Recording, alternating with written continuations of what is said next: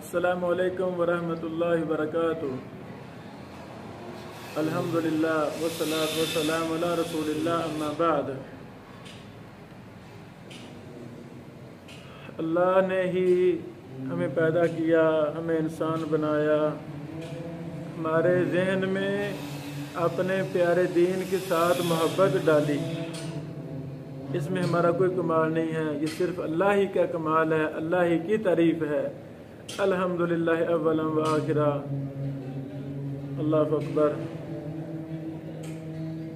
آج ہم ایک نئے دورے کا آغاز کر رہے ہیں،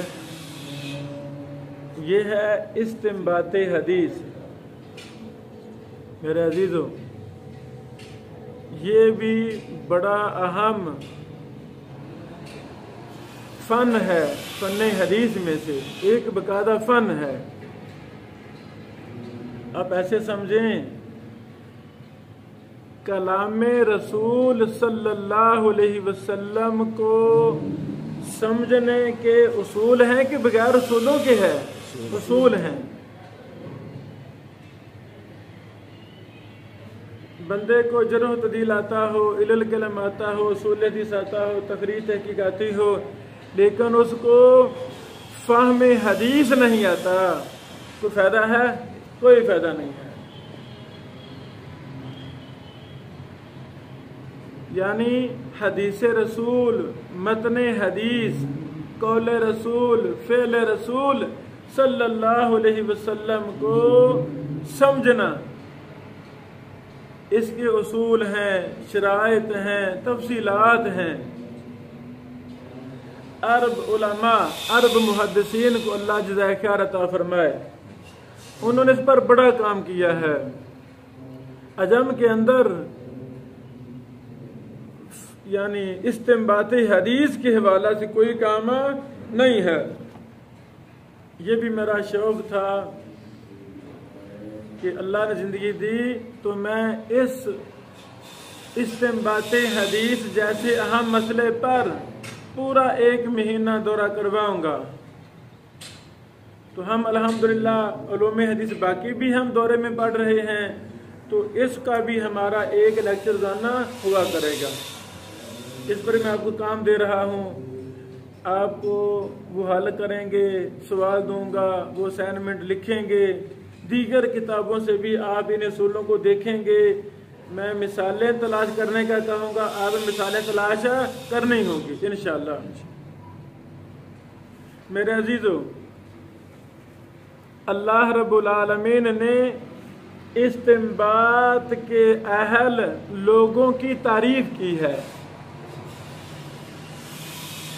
حدیث سے استنباط کرنا، اس کا معنی سمجھنا، مفہوم سمجھنا، معنی مفہوم سمجھنے کی اہلیت کا پیدا ہونا، اور پھر مراد رسول سے کیا اخذ ہو رہا ہے، جس میں یہ اہلیت ہوگی وہ اللہ رب العالمین نے قرآن مجید میں ان لوگوں کی تعریف کی ہے۔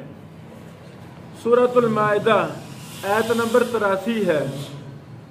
اللہ تعالیٰ نے فرمایا لَعَلِمَهُ الَّذِينَ يَسْتَنبِطُونَهُ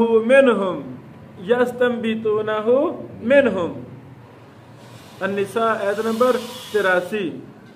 اس آیت میں اللہ تعالیٰ نے استنباط کے درجے پر فائز علماء محدثین کی صفت بیان کی ہے، تعریف بیان کی ہے۔ امام ابن قیم الجوزیہ رحمہ اللہ، نام کا پتہ ہے نا، ابن تیمیہ کے جانشین، امام ابن تیمیہ کے قریبی ترین شاگرد، اللہ اکبر، ان کے جانشین ابن قیم نے کہا، ابن قیم 752 ہجری میں فوت ہوئے، وَقَدْ مَدَحَ اللَّهُ تَعَالَى أَهْلَ الْاِسْتِنبَاطِ فِي كِتَابِهِ وَأَخْبَرَ أَنَّهُمْ أَهْلُ الْعِلْمِ۔ اللہ تعالیٰ نے اپنی کتاب میں استنباط کرنے والوں کی تعریف کی ہے، اور اللہ نے خبر دی ہے کہ یہ لوگ اہل علم ہیں، یہ لوگ علم والے ہیں۔ حوالہ لکھ لیں، اعلام المحققین جلد نمبر 1 صفحہ نمبر 172. ہر بات لکھنی ہے میرے بیٹوں نے. اللہ اکبر. آپ کا کیا خیال ہے یہ درجہ کہ استنباط کا ملکہ رکھنے والے لوگ وہ اہل علم ہیں، یہ ہر کسی کو لاگو ہوگا کہ شرائط ہیں؟ اس کی کیا ہے بیٹو؟ شرائط ہیں، ضوابط ہیں. ان شرائط پر ہم اگلے دنوں میں بات کر رہے ہیں انشاءاللہ. اہل عرب نے اس پر بڑا کام کیا ہے. یہ میرے ہاتھ میں کتاب ہے قواعد فہم سنہ. قواعد فہم سنہ، سنت کو سمجھنے کے قواعد. حدیث کا معنی مفہوم سمجھنا اس کے قواعد ہیں. معنی مفہوم آئے گا تب ہی جا کے ہم حدیث رسول کو آگے صحیح بیان کر سکیں گے، ورنہ ہم غلطیاں کریں گے. یہ ایک بڑی اہم کتاب ہے. ایک ہمارے فضیلت شاہ دکتور صاحب ہیں، پی ایچ ڈی کر رہے ہیں مدینہ یونیورسٹی میں، عطاء الرحمان صاحب، عطاء اللہ ڈوگر صاحب حافظہ اللہ، ماشاءاللہ بڑے لائق فائق ہیں. انہوں نے اس کتاب کا ترجمہ بھی کیا ہے. یہ بڑی کمال کتاب ہے. ہمارے پاس مطبوعہ نہیں ہے، ہم حسب ضرورت پرنٹ نکال کے ہم آپ کو دکھاتے رہیں گے، آپ پڑھتے رہیں گے، استفادہ کریں گے. اسی طرح عریج فہد عابد الجزائری صاحب نے بھی ایک یہ مقالہ لکھا ہے، ضوابط فہم الحدیث نبوی. ضوابط فہم الحدیث نبوی، حدیث نبوی کو سمجھنے کے اصول، ضوابط. واضح؟ بین قواعد الاصولیین والمحدثین، اصولیوں اور محدثین کے قواعد کے درمیان کے مابین انہوں نے تقابل کیا ہے. اصولی کیا کہتے ہیں اور محدثین کیا کہتے ہیں.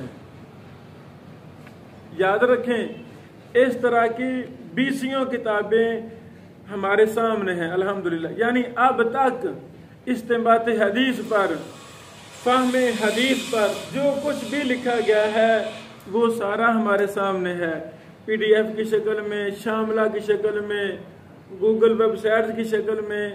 ہم انشاءاللہ سارا ڈیٹا آپ تک ہم مہیا کریں گے. آپ پھر ان کو ڈٹ کے پڑھنا ہے، پھر ہم دراسے کریں گے، مذاکرے کریں گے. ایک ایک اصول پر، ایک ایک فہم حدیث کے اصول پر، استنباط حدیث کے اصول پر ہم بحث کریں گے، تاکہ حدیث کا معنی مفہوم ہم نے کیسے سمجھنا ہے اس میں ہمارے اندر مہارت آ جائے. اچھا، اور بھی اہل عرب نے اس پر کام کیا ہے. مثلا استاد نادر نمر وادی صاحب نے ایک مستقل کتاب لکھی ہے، ضوابط فہم سنہ عند الامام شافعی رحمہ اللہ. کیسا نام ہے؟ یعنی امام شافعی رحمہ اللہ کے ہاں سنت کو سمجھنے کے کون سے اصول ہیں. ایک ہیں استاد احمد بن محمد فقیر، من ضوابط فہم سنہ النبویہ، سنت نبوی کو سمجھنے کے اصول، جمع الروایات فی الموضوع الواحد وفقہیہا. یعنی ایک ہی موضوع پر انہوں نے تمام روایات کو جمع کر کے معنی مفہوم پر بات کی ہے، اصولوں پر بات کی ہے. ماشاءاللہ. اسی طرح ایک کتاب ہے فہم الحدیث شریف فی ضوء القواعد الشرعیہ. ماشاءاللہ. دکتور فتح الدین بیانونی صاحب کی یہ کتاب ہے فہم الحدیث شریف فی ضوء القواعد الشرعیہ. اسی طرح ایک کتاب ہے فہم النصوص الشرعیہ وصلتہ بالارہاب. یہ مجسٹیر کا رسالہ ہے عبد الرحمن المطہری صاحب کا. واضح. اسی طرح عبد العزیز المطہری صاحب حافظہ اللہ وفق اسرہ نے بھی فہم حدیث استنباط حدیث پر ایک مستقل رسالہ لکھا ہے الی آخر ہی. سمجھا گی بات؟ یعنی اس میں ہوگا کیا؟ اصل میں یہ اصول حدیث اور اصول فقہ کا مسئلہ ہے، دلالت کا مسئلہ ہے، لفظی دلالت کا مسئلہ ہے. اس کا تعلق اصول فقہ کے ساتھ زیادہ ہے اور اصول حدیث کے ساتھ تھوڑا ہے. اللہ اکبر. فہم حدیث نبوی سے ہمارا مقصود کیا ہے؟ ہمارا مقصود کیا ہے؟ فہم حدیث پر محدثین کی اصطلاحات کیا ہیں؟ مستقل اصطلاحات ہیں محدثین کی. واضح؟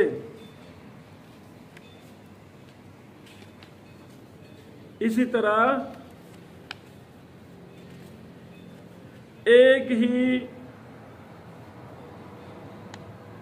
یعنی محدثین نے جو فہم حدیث پر بحوث کی ہیں ان کا دیگر فرقے باطلہ سے فرق کیا ہے؟ ایک ہے حدیث کا معنی مفہوم، وہ جو احادیث میں خود موجود ہے، دین ہمارا مکمل ہے. ان احادیث کا معنی صحابہ کرام نے سمجھا. صحابہ کرام نے کیا سمجھا؟ وہی جو حدیث میں ہے. محدثین کا معنی کون سا لیا؟ جو حدیث میں ہے. یعنی قرآن و حدیث کا معنی مفہوم جو ائمہ محدثین نے تفصیلات لکھی ایک طرف یہ ہے، اور دوسری طرف معتزلہ، خوارج، جہمیہ، دیگر فرقے ہیں کہ انہوں نے فہم حدیث کیا سمجھا ہے. فہم حدیث اگر درست ہے استنباط حدیث درست ہوگا. فہم حدیث غلط ہے تو جب حدیث کو سمجھنے کی بنیاد ہی غلط ہے تو بتائیں وہ محدثین کے راستے پر ہوگا کہ گمراہوں کے راستے پر ہوگا؟ گمراہوں کے راستے پر ہوگا. یعنی اس میں ساری تفصیلات ہیں، ایک ایک کر کے ہم سب پر بحث کریں گے انشاءاللہ العزیز. یہاں ایک اور بات میں بتانا چاہتا ہوں.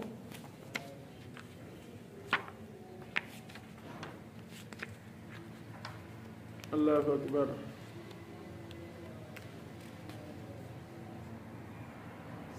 یعنی باقی تفصیلات ہم آگے مستقل لیکچر میں شیئر کرتے ہیں انشاءاللہ. بارک اللہ فیکم.